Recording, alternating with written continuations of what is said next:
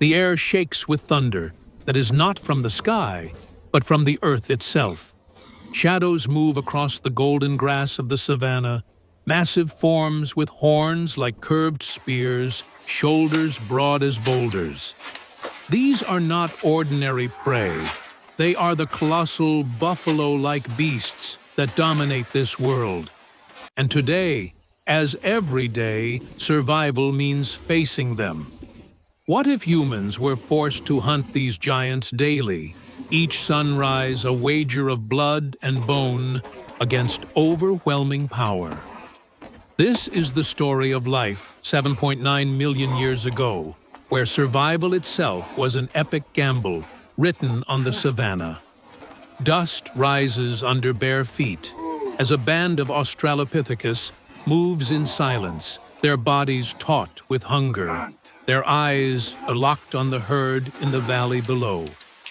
The beasts graze in restless formation, their tails swatting their nostrils, snorting clouds of steam in the cool dawn air. The hunters' crude stone flakes gleam faintly, their wooden spears hardened in fire and sharpened on rock. They know these weapons are fragile twigs against the armored bulk of the giants, but desperation sharpens courage. A child clings to his mother's hip, silent, watching his kin spread into a crescent. The hunt has begun. The tribe advances low, moving like shadows. Every step is measured, every heartbeat quickened. A sudden cry from the herd, the alarm erupts. The beasts turn as one massive heads lifting horns, catching the sunlight. For a frozen moment, predator and prey stare across the gulf of survival. Then chaos explodes. The herd charges a tidal wave of muscle and horn ripping through the plain.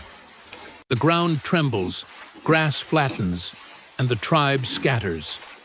One young hunter stumbles. A beast nearly tramples him, but another elder hurls a stone to distract it, pulling him back into the tide of bodies. The strategy shifts. Instead of confronting, they circle. A trap forms near the river bend where mud slows the giants. The tribe drives them toward it, throwing stones, waving branches lit with smoldering fire. The beasts bellow horns slashing the air, eyes rolling white with rage. One slips crashing into the mud, its legs thrashing, spraying earth like rain. Hunters swarm, spears plunging into thick hide.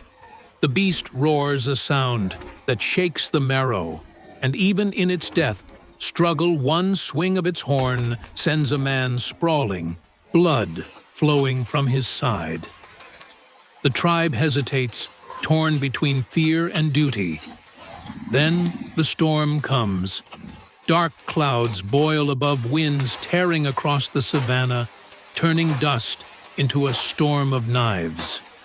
Rain lashes the ground, turning the plain to mire. Lightning cracks, splitting the sky, illuminating the tableau of humans clinging to life. Against thunder of beast and storm, the kill must be finished quickly, or all will be lost. Spears rain down, shouts silent, but carried in eyes and muscles. The giant collapses, chest heaving one last time. Silence except for the storm's rage. The tribe gathers close, drenched and trembling, their faces lit by lightning flashes. They touch the fallen beast reverently, honoring it with gestures carved from instinct. They know tomorrow the hunt will come again.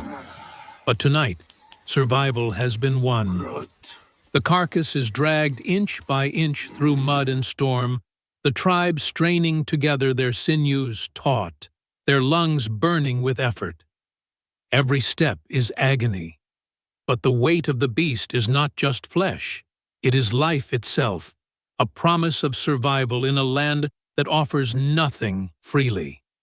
The river's swollen current threatens to sweep them away, yet they wade together, the hunters forming a barrier around the women and children.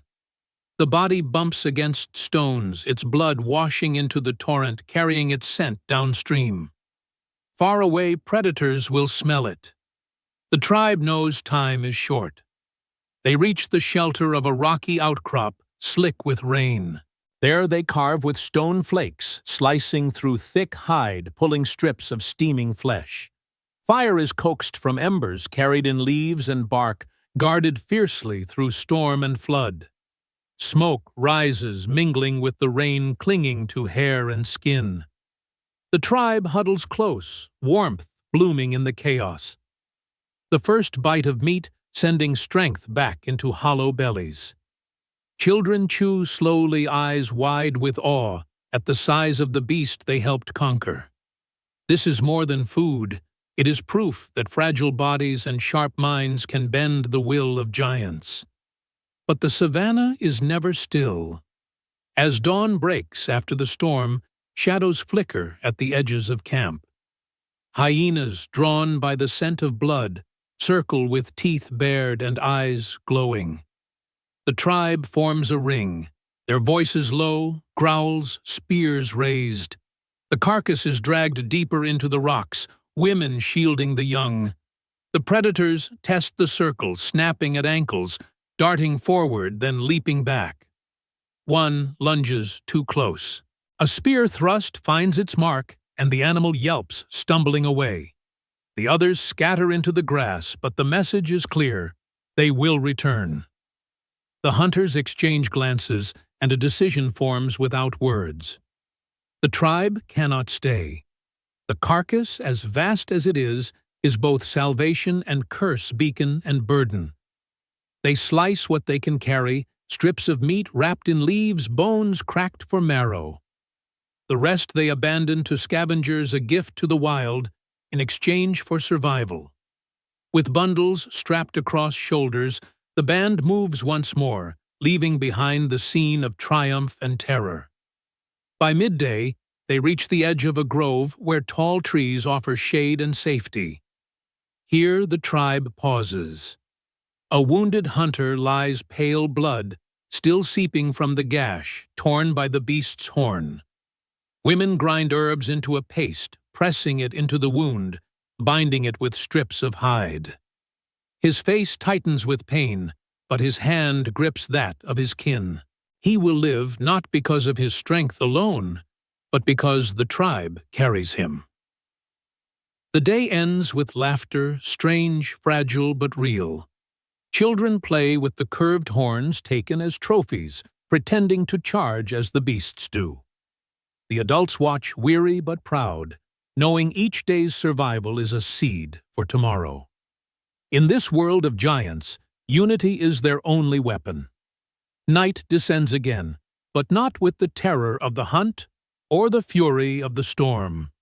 Instead, the savannah glows under a sky torn open with stars, each point of light mirrored in the wet earth left by the rains. The tribe sits in a circle around their fire, its flames flickering against stone and skin, casting long shadows that twist like spirits of the beasts they battle daily. The horn of the fallen giant rests upright in the ground, a silent monument to the day's struggle. No words are spoken yet. Every gesture, every shared glance carries the weight of meaning. The wounded hunter breathes shallowly, his body fevered. An elder chews bitter herbs, then spits the pulp into his palm, pressing it gently into the wound to draw out infection. The tribe watches solemn, their faces set in grim determination. They know life is a fragile thread, easily severed. Yet in this circle, bound by fire and flesh, each thread strengthens the others. When one weakens, the rest tighten around it, refusing to let go. Children sleep curled against their mothers' bellies, full for the first time in days. Their dreams flicker like the fire images of giants falling, of thunder splitting the sky, of safety in arms that hold them close. The adults remain awake, scanning the darkness beyond the flames. Hyenas cry out in the distance, joined by the roar of a lion, echoing across the plain. The beasts of the night circle always, but the fire holds them back. For now, At dawn, the tribe moves again. The savanna stretches vast and endless, the herds grazing in the haze of morning. Hunger will return as it always does. The giants will rise again, their horns sharp, their hooves pounding. Each day is a wager, each hunt a gamble between extinction and endurance. Yet the tribe does not falter. They walk with heads high, spears in hand, scars fresh, but spirits unbroken. As the sun climbs, the camera lingers on the faces of the hunters, scarred, weary, but alive. Their survival is not a single battle won, but a rhythm. Hunt, endure, bleed, heal, rise again. The savanna does not forgive, but it remembers. And so will we. What if survival itself demanded a confrontation with giants every single day? Would we endure, or would the weight of that struggle break us? For these ancestors, the answer was written in sweat, blood, and fire. Survival was not just a choice, but a law of existence. And as the tribe vanishes into the tall grass, their silhouettes merging with the land, one truth remains. Humanity's first victories were not against small foes, but against giants, and those victories forged the path that led to us.